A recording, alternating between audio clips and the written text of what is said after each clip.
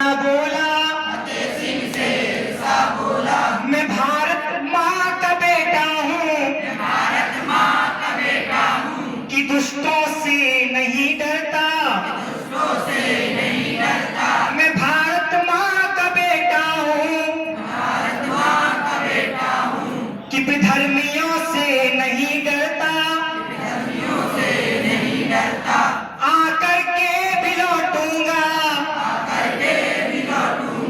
ये मेरा तुझसे वादा है, ये मेरा तुझसे वादा है, जोरावर जोर सा बोला, जोरावर जोर सा बोला, फतेह सिंह शेरशाह बोला, फतेह सिंह शेरशाह बोला, जोरावर सिंह कौन बनेगा? हम बनेंगे, हम बनेंगे, फतेह सिंह कौन बनेगा? हम बनेंगे, गुरु गोविंद सिंह के सपने पूरे कौन करेगा? हम करेंगे, हम करेंगे, भारत माँ की सेवा कौन करेगा?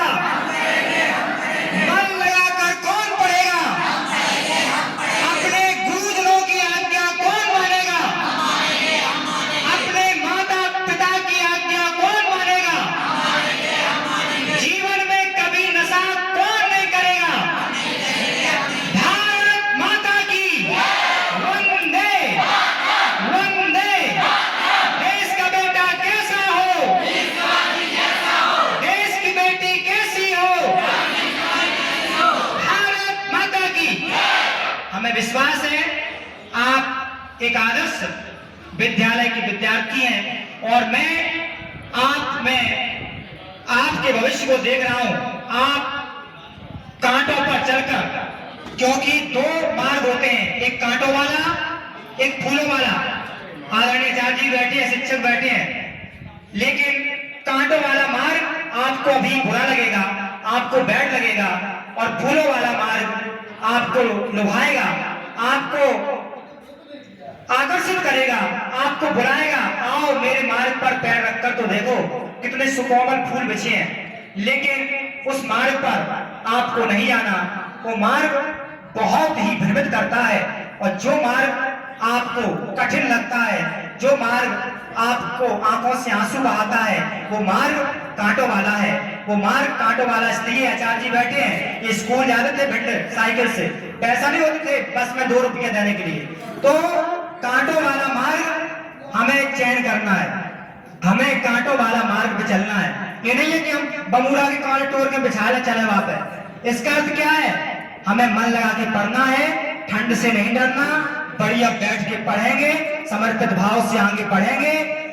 और मुझे विश्वास है जब आप विद्यार्थी बनोगे, जिस भी पद पे जाओगे, जो भी बनोगे, scientist, engineer, doctor, IAS, IPS या अच्छे किसान, तो आप देश की समर्पित भाव से सेवा करोगे, कोई रोक नहीं सकता। आप बताइए किसको लगता है कि हम कांटों वाला मार्ग पर चलकर, कांटों का चयन करके, आज अपन क्यों कहते हैं खाई कसम न खाई रोटी? आज नहा जाते तो किसकी फोटो है, मूर्ति? वो महाराणा प्रताप की। किसकी है क्या? नहीं है, शक्ति सिंह की तो नहीं है ना। तो महाराणा प्रताप की क्यों है बताओ? घास की रोटियां कितनी तरह खाए नहीं, 17 वर्षों तक खाई कसम न खाई रोटी, फिर सोने के थाल की, ऐसी अटल प्रतिज्ञा थी महाराणा प्रताप की। ये पंक्तियां स्वर्ण अक्षरों में मेवाड़ की दीवारों पर लिखी है। क्यों लिखी है? क्योंकि घास की रोटियां खाई थी। वास्तव में देश के लिए तो आज किसकी पूजा हो रही है? महाराणा प्रताप की। इंदुर की पर स्टेच्यू है, धातु का किसका है? लक्ष्मीबाई का, वीरांगना महारानी लक्ष्मीबाई का। पंक्ति लिखी है, खूब लड़ी मर्दानी, वो तो झांसी वाली रानी थी, बुंदेले हरमोलों के वो हमने सुनी कहानी थी, चमक उठी सन 57 में वह तलवार पुरानी थी। पढ़िए क्या? अब बताओ, रानी लक्ष्मीबाई जैसा हम बन सकते हैं कि नहीं बन सकते? बन सकते हैं। ऐसा हमारे पुरखों ने जीवन जिया है, हम भी जी सकते हैं। इसलिए मैं प्रार्थना करूंगा बालिकाओं से, आप वास्तव में रियल नायिका हो देश की। आप ही जीजाबाई हो, आप जयवंताबाई हो, आप अहिल्याबाई हो, आप अवंतीबाई हो।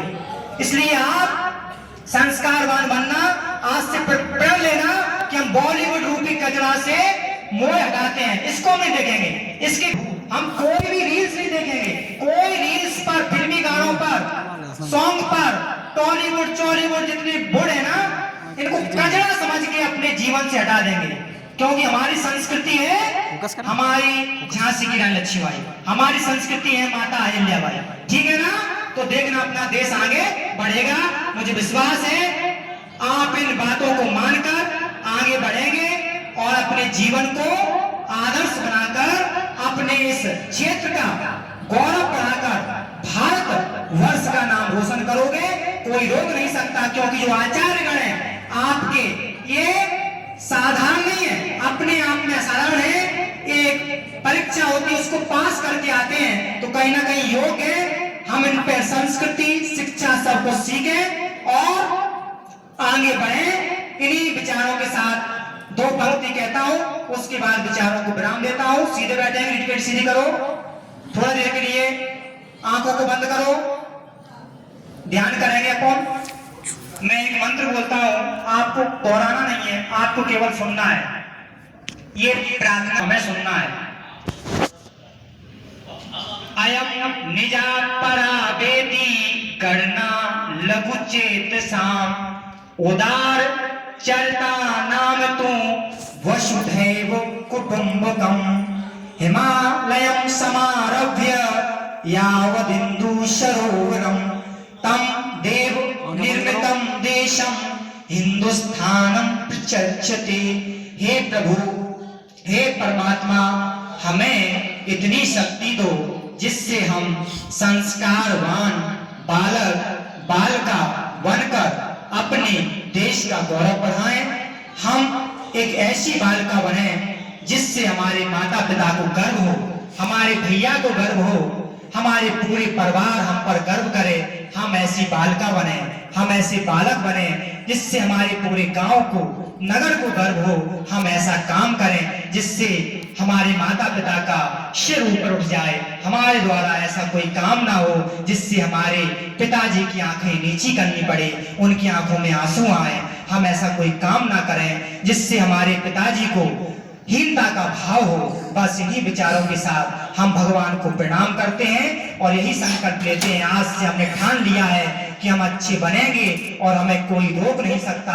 हम अच्छे हैं, अच्छे बनेंगे, न हो साथ कोई, अकेले बढ़ो तुम, सफलता तुम्हारे चरण चूम लेगी, सफलता तुम्हारे चरण चूम लेगी। बहुत बहुत धन्यवाद।